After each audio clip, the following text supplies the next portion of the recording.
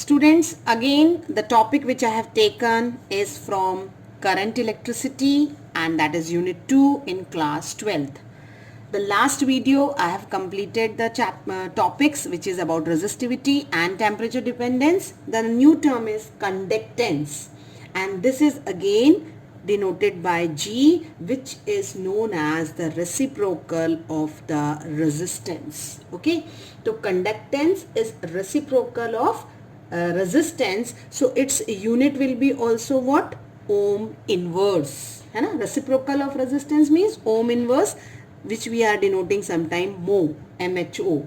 Okay, or it is also known as Siemen, SIEMEN, denoted by S. So these are the some units of conductance. Okay, now the reciprocal of resistance is conductance, so definitely the reciprocal of resistivity is conductivity. तो जो नया term आपने देखा sigma, वो जो sigma है वो क्या है? कंडक्टर की कंडक्टिविटी आपको बताता है, और कंडक्टिविटी मतलब रेसिप्रोकल ऑफ रो. ओके, सो आप जब रिलेशनशिप देखेंगे तो रिलेशनशिप में आपने एक रिलेशन लिखाया है कि sigma is J by E. This is conductivity, where J is the current density and E is the electric field. Okay, अब आपको मैं बोलूं कि आपने अगर लास्ट वीडियो मेरा देख रखा है तो हमने उसमें ग्राफ प्लॉट किया है, और ग्राफ देखा है resistivity of copper as a function of temperature.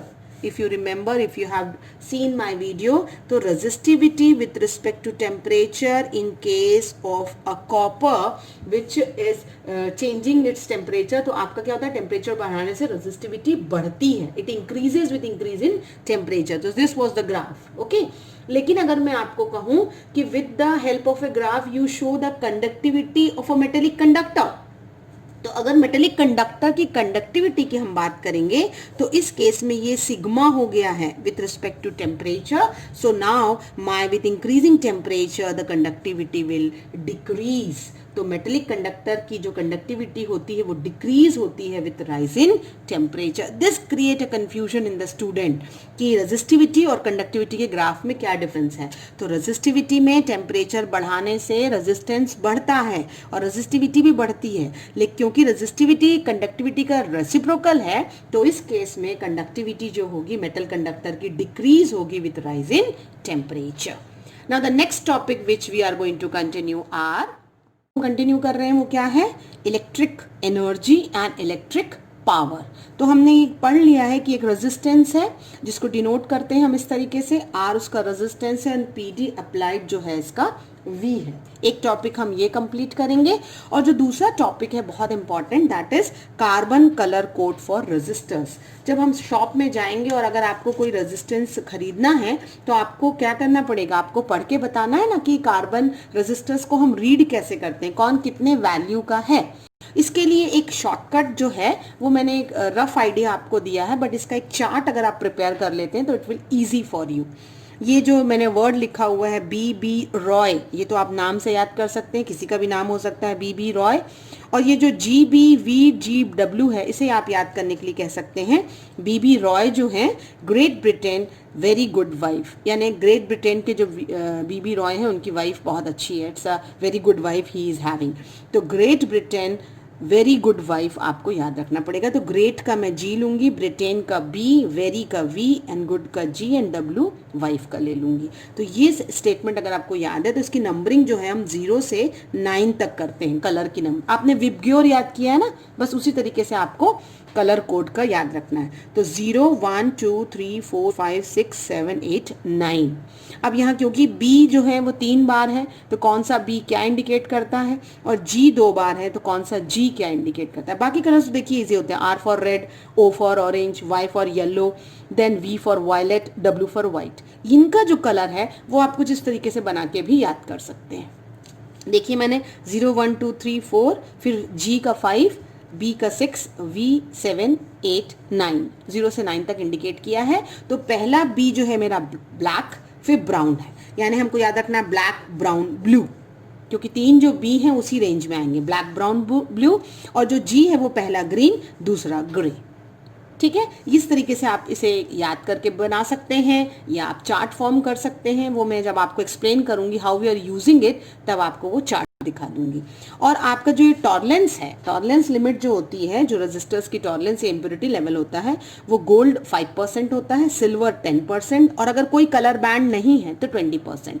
ये हमारे फोर्थ बैंड जो होंगे रजिस्टर में, देखिए मैंने 3 बैंड भी बनाए ना, अभी मैं आपको एक्सप्लेन करूंगी इसी वीडियो में। तो ये first band, second band, third band, ये कलर बैंड होते हैं।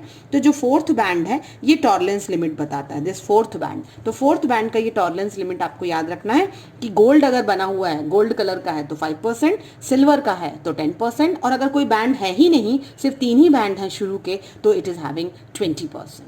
So now we are going to study about the 2 important topic कि एनर्जी क्या है, इलेक्ट्रिक पावर क्या है, एंड द कार्बन कोडिंग। बहुत बेसिक डेफिनेशन है पावर का।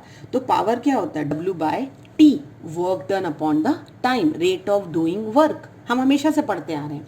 ऐसे ही मैं आपको कहूँ एनर्जी, तो एनर्जी क्या है actually, capacity to do work, यानी हम क्या काम कर रहे हैं। हम काम ये कर रहे हैं कि we are maintaining the electric current in the circuit for the given time. हम अपना जो भी सोर्स है हमारा, या जो भी हमने ईएमएफ अप्लाई किया है या पीडी अप्लाई किया है, यानी जो वी वोल्ट का हम पीडी अप्लाई करते हैं, उस केस में करंट को हमको रजिस्टर में मेंटेन करने के लिए we have to do some work. So what my consideration will be? My consideration is there is a resistor having resistance R, applied PD is V. So what is Ohm law is saying? V equal to IR.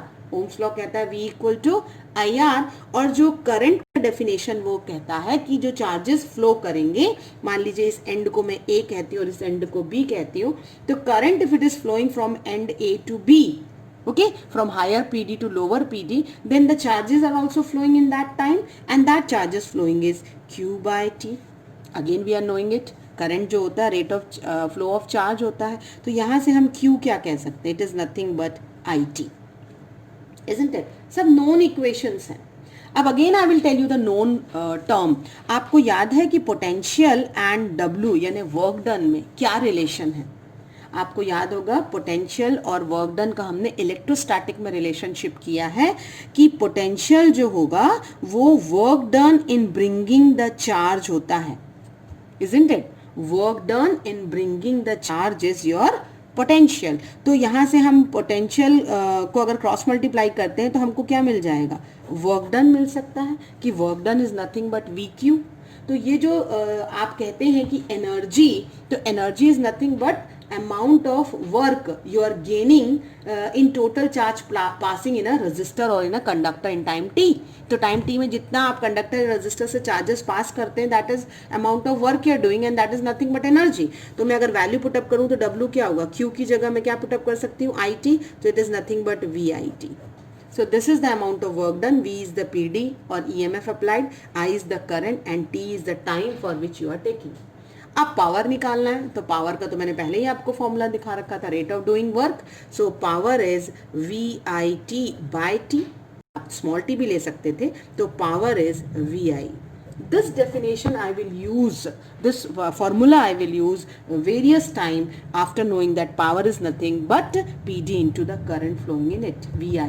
तो इसका unit जो होता है that is a watt, power का unit क्या है, watt है, that is 1 volt into 1 ampere, है ना, 1 वोल्ट। तो अगर मैं इलेक्ट्रिक पावर सर्किट में डिफाइन करूं तो 1 वॉट क्या होगा, if 1 ampere current is flowing through when a constant PD of 1 volt is applied across the ends of a conductor, then the power consumption is said to be of what, 1 what, WATT, correct. अब आपके पास power अगर VI है, और Ohm's law से हम कहते हैं कि V is equal to IR, है ना, हम पुटअप कर सकते हैं, तो पावर क्या होगा, IR into I, IR into I का मतलब हुआ I स्क्वेयर, isn't it? हम यहाँ पुटअप कर सकते हैं, हम R की जगह भी पुटअप कर सकते हैं V बाय I, ये अलग अलग फॉर्म्स हैं जो आप फाइंड आउट कर सकते हैं। I square V by I में पुटअप कर सकती हूँ, तो क्या होगा, एक I कैंसिल हो जाएगा, again you can get VI, isn't it? आप I की जगह भी पुटअप कर सकते हैं, जैसे power is equal to VI है, तो आप I की जगह क्या पुटअप कर सकते हैं, I is V by R, I is nothing but V by R. So power का नया फॉर्मूला क्या होगा? Power is equal to V square by R. So these all are the various forms of power you are getting in case of the electrical conductor or in case of any resistor or wire. और topic है वो है colour code for carbon resistance. हम कैसे पढ़ते हैं? तो देखिए, मैंने अभी आपको बिगिनिंग में एक्सप्लेन किया था कि आपको किस तरीके से याद रखना है इस चार्ट को, और अभी आप इस चार्ट का एक टेबल फॉर्म देख सकते हैं जो आप बना के याद कर सकते हैं कि B is corresponding black brown, first two B, फिर तीसरा बी ब्लू है तो black brown red orange yellow green blue violet grey and white. और ये जो मल्टीप्लायर है ये हमारा कैसे बैंड से यूज होता है मैं अभी आपको बताऊंगी.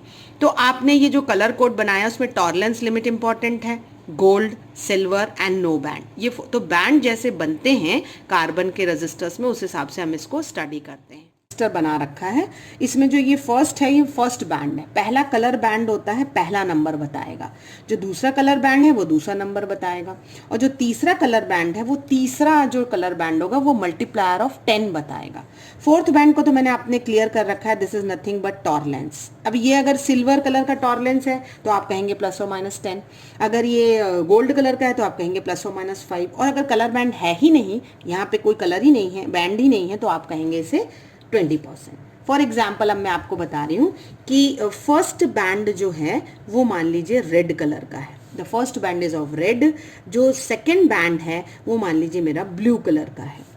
जो थर्ड बैंड है वो थर्ड बैंड मान लीजिए मेरा ऑरेंज कलर का है. ओके, और जो फोर्थ बैंड है वो मान लीजिए सिल्वर है. This is my example. Question ने दिया है कि calculate the value of the carbon register. The first is red, the second is blue, the third is orange and the fourth is silver. तो आपको चार्ट याद रखना है. मैंने कहा पहला बैंड जो होता है पहला नंबर बताता है, तो रेड मेरे चार्ट के हिसाब से 2 है, तो my first number will be 2. जो सेकेंड बैंड है वो सेकेंड मुझे सेकेंड नंबर बताता है, तो ये ब्लू है, ब्लू मेरे चार्ट के हिसाब से है 6, तो दिस इज 26. करेक्ट. जो थर्ड बैंड है that is multiplier of 10, power of 10 होता है, तो थर्ड मेरा ऑरेंज है और ऑरेंज का नंबर होता है 3, तो मल्टीप्लायर ऑफ 10 का मतलब हुआ 10 का power 3. So this much ohm is the value of my red blue orange band colours. अब आपने सिल्वर कहा तो सिल्वर का जैसे मैंने कहा ना कि टॉलरेंस है, तो आप इसको ऐड कर सकते हैं +or-10%. आई होप क्लियर हुआ होगा एग्जाम्पल से. देखिए, क्वेश्चन दोनों तरीके से आ सकते हैं. कलर करके आपको वैल्यू निकालना है या वैल्यू दे दिया होगा कलर निकालना है. फॉर एग्जाम्पल मैं बोलूँ 35 × 10⁶ ओम का रजिस्टर है, कलर बैंड बताइए. Okay, the question is just reverse. Third, तो थर्ड जो है वो ऑरेंज है, यानी फर्स्ट बैंड जो होगा वो कौन से कलर का होगा?